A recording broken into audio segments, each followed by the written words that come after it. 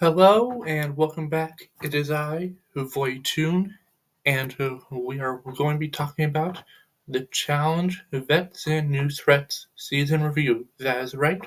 The season's over. We have our new champions, and now we're going to be talking about all of the relevant stuff about the season and going over the highlights and the lowlights. Now, I should something of note. Yes, I am releasing this video 1 week ahead of time. I normally wait for the reunion to wrap up, but next week is going to be Christmas week, literally days before Christmas. So I'm choosing to release this video this week, the same day as the last half of the reunion. So I'm only working with half of the reunion information, but I've been watching stuff on Bananas podcast and the other podcasts, so I think I know enough about the behind the scenes stuff to just say it without needing to watch the reunion. Now, I'm going to be talking about the best and worst dailies, as well as the eliminations, and then I'm going to be talking about the twists of the season, the partnerships, the alliances, the events, and I'm going to be wrapping it all up with just talking about the final and the cast and then talking about how the season was as a whole. But first, let's talk about initial thoughts. I mean, I really like this season. I feel like this was the type of season that the fans really wanted for a long time. I for don't get me wrong, I like recent challenge seasons, I do, but I feel like people have always been expecting it to fail at some point, waiting for the other shoe to drop and the quality will just dip. And I was definitely waiting for the shoe to drop this time around, but the shoe never dropped. So it was really nice. The first half was the switching partners, that was all really fun. And then once the lock-in happened and we got solidified partners and we moved on with the season, it went really well. We had this real split house dynamic between Theo and Olivia and the Super Alliance. That was very fun. That was really entertaining. 9 teams against 3, and yet they could only get rid of 1. Color me impressed. Wow. All right, let's get started. We're first going to be talking about the daily challenges. We're going to be going over the top 4 daily challenges, which are the very first daily challenge, Mudball Madness. It was just a very fun visual challenge to look at with the running up the mud pit and all. Then we had Runes My Life. It was a very unique challenge where it's climbing and over water, and I liked the very different methods for climbing and to retrieving the puzzle pieces, and Leo was very creative with how he got his pieces. Then we had Band Together. It was a very unique challenge, one of a kind, where you had to retrieve different methods of how you're going to support your beam. It was very creative. I liked it a lot. And then lastly, we had Haystack Heist. This was one of the few running back and forth suicide daily challenges I really liked, because you had to retrieve hay bales and stack them in a way where you could climb up to retrieve your key. I really liked that. Okay, now we're going to go into the worst daily challenges of the season, the bottom 4.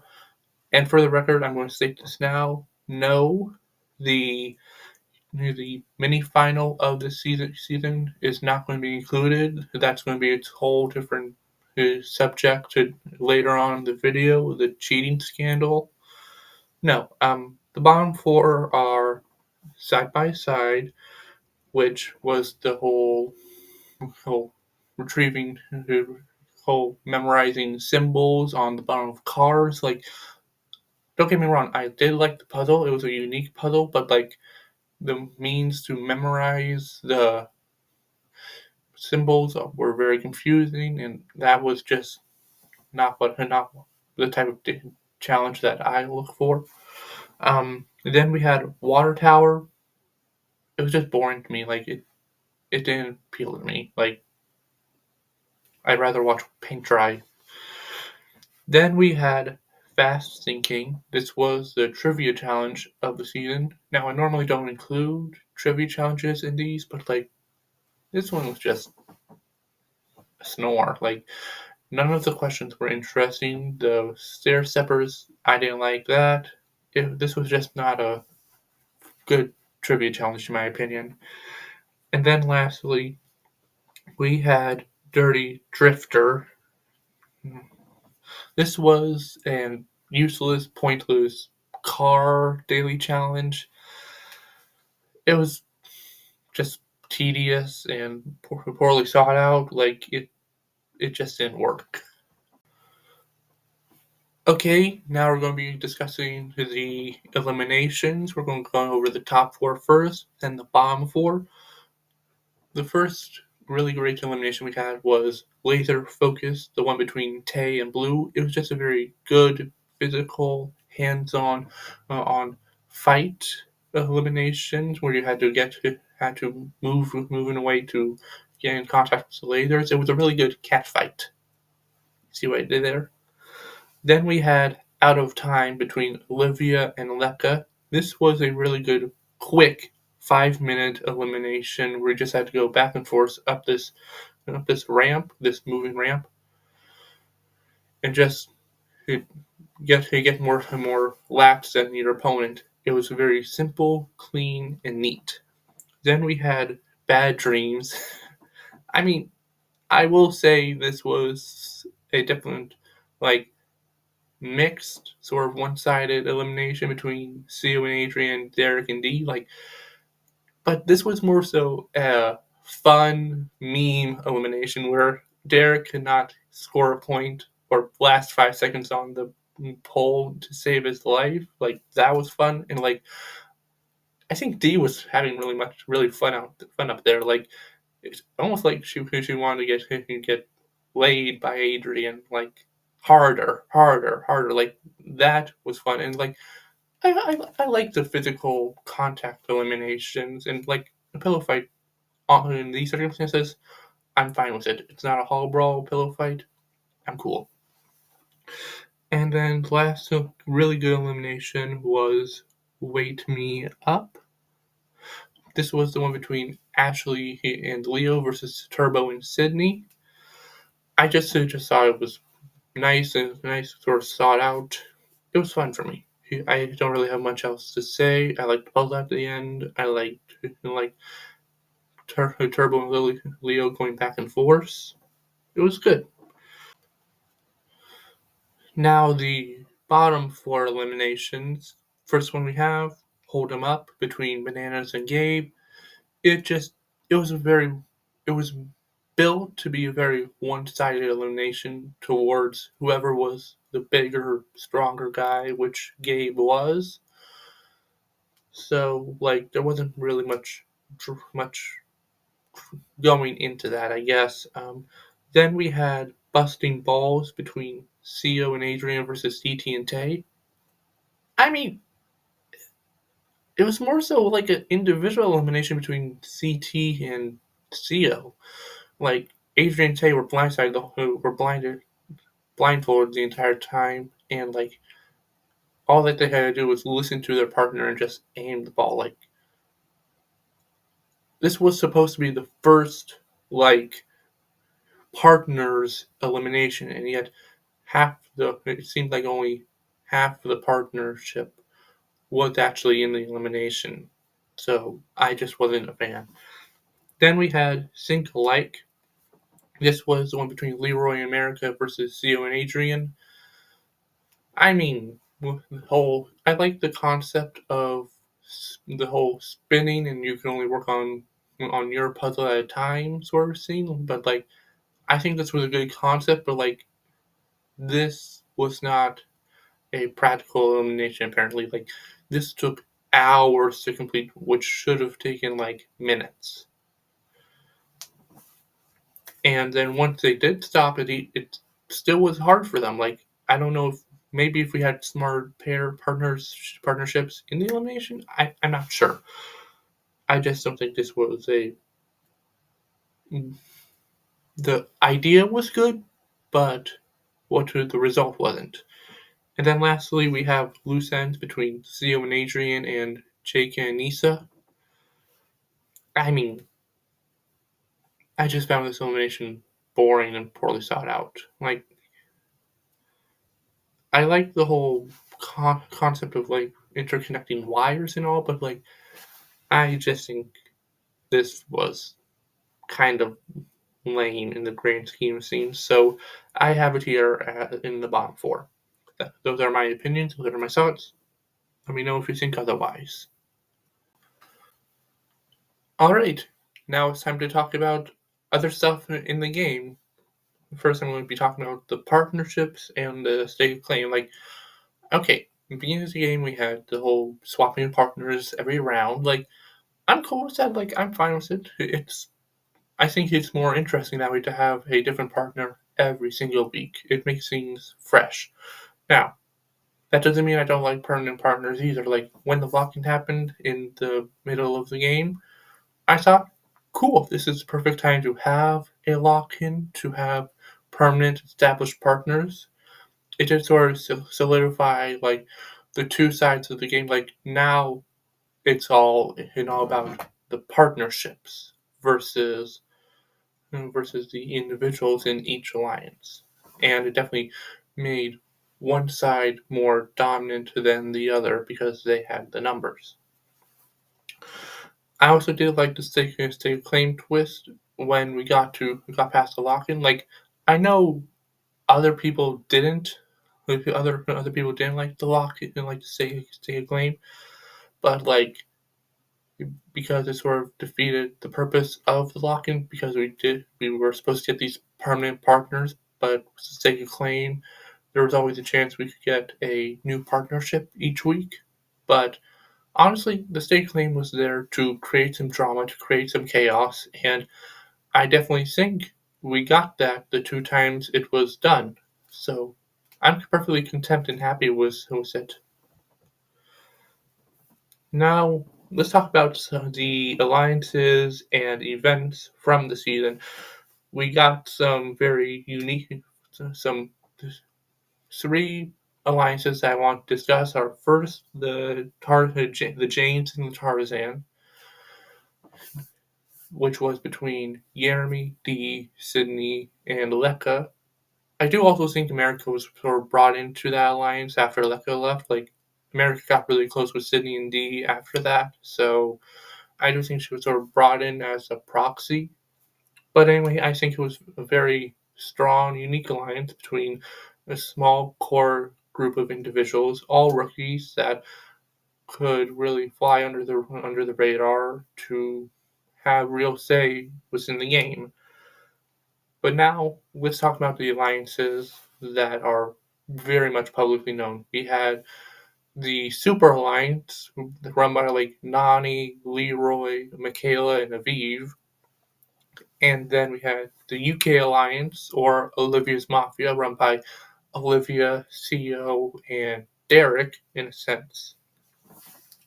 Like, these two sides, I'm always a fan of seasons where we have clear-cut lines and opposite opposing alliances going at each other. I think that's why I liked All Stars 2 the way I did, and we got that this season. And the fact that they kept going at each other, especially after the lock-in, and how it wasn't just a steamroll of the Super Alliance where they had like 10 teams going against like 4 or 3, and how the final results came out where it was 2 teams from each side.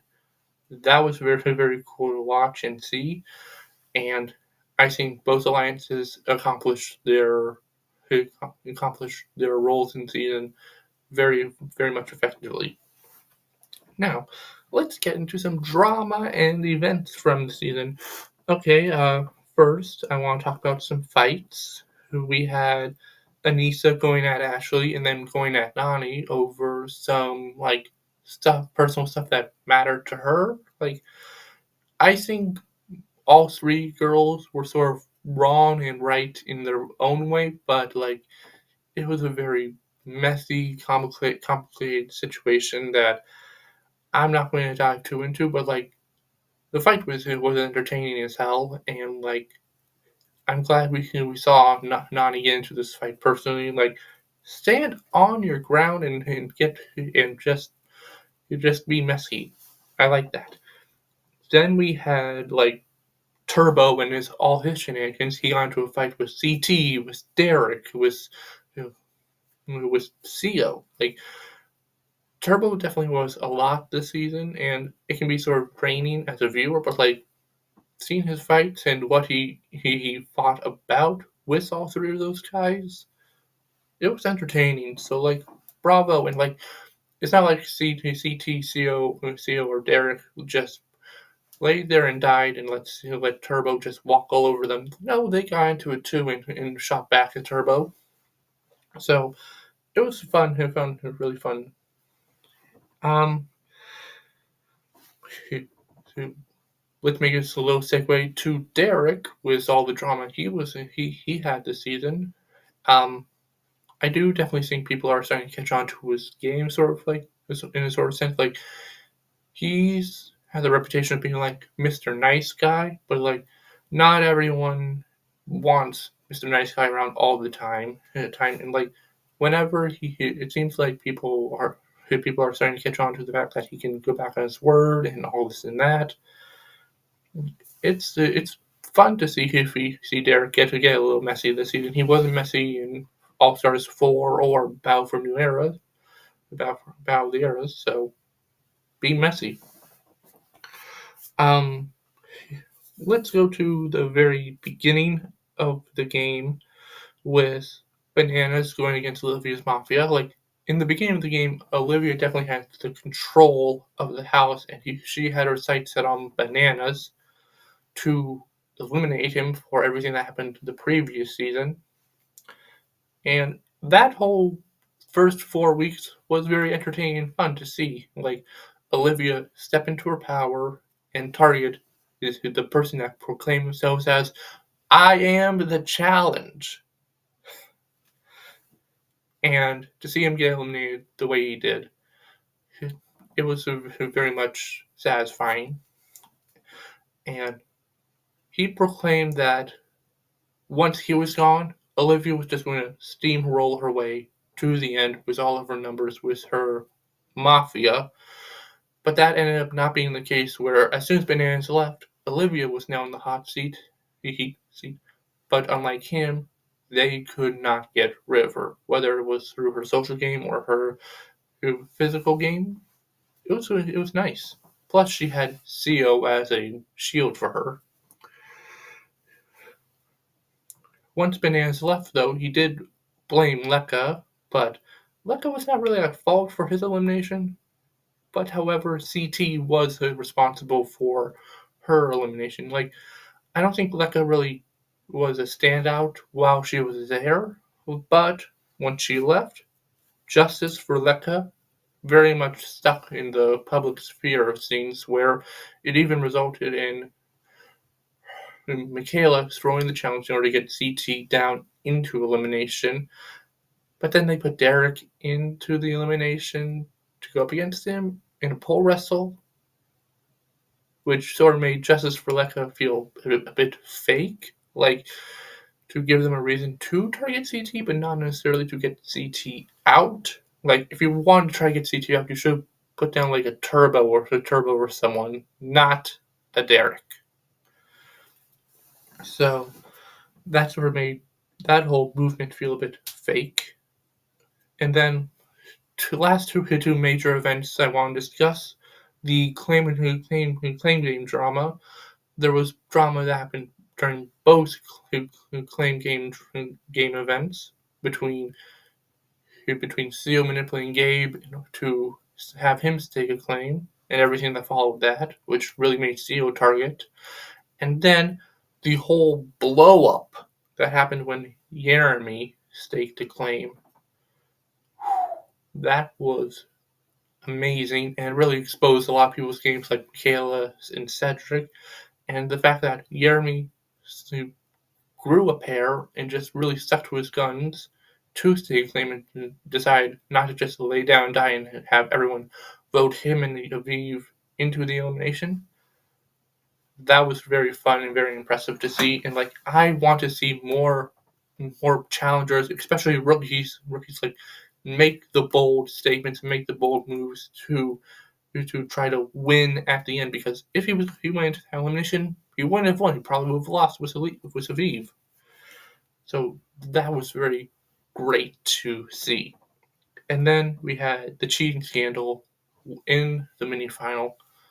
I don't know who cheated, but I did see the huge orchard of peppers, onions, and garlic and everything that was thrown into the bushes. So if I had to guess, I would assume like maybe 3/4 of the people that had left before people noticed and saw everything that was happening did indeed throw away everything that we saw. So like if everyone just owns up to what they did, and we can get specific names in this half of the reunion that's supposed to happen today, I'd be very grateful for that. Otherwise, I'm just going to point the fingers at you, and that will be on your permanent challenge record. And then lastly, we had the final. I did think this was a good final. Like it was very high altitude. Like the final climb and everything. That was really great between having Olivia and Jeremy in dead last place, but then just moving the entire time, passing Sue and Adrian, passing Cedric and Michaela, and then with I did not think they were going to catch up to Turbo and Sydney, and yet they did, and then they passed them, and then they gained the lead on them to become champions. I really love that. Like, I am praising day 2 a lot because I personally liked it more than day 1, but like, day 1 definitely had its perks. So like, I did like the little mini sections and mini checkpoints in that final. So it was fun. It was good. I have no real complaints about it. Like, I do think the whole ropes thing, I guess, at the beginning of day 2 was a bit mixed and messy, but like other than that, I'm perfectly fine with how the final turned out and everything that happened in the final. Like other than the complaints, I have nothing real to say. All right. First, I want to wrap this up by saying has been a really great season, and we had an amazing cast to go with it. But I really think we got the best of what we could get from the vets, and like this new crop of rookies. I really love them. I really want to see like a really like maybe say 10 to 12 of them return. Like I can see like maybe a few of them stay being one and done, but like majority love them. Great job, and like this has been a really great season to watch and to cover. I really liked it. Congratulations once again to Olivia and Jeremy for winning, and hopefully we'll be back again covering more challenge seasons. But until next time, Void Tune out.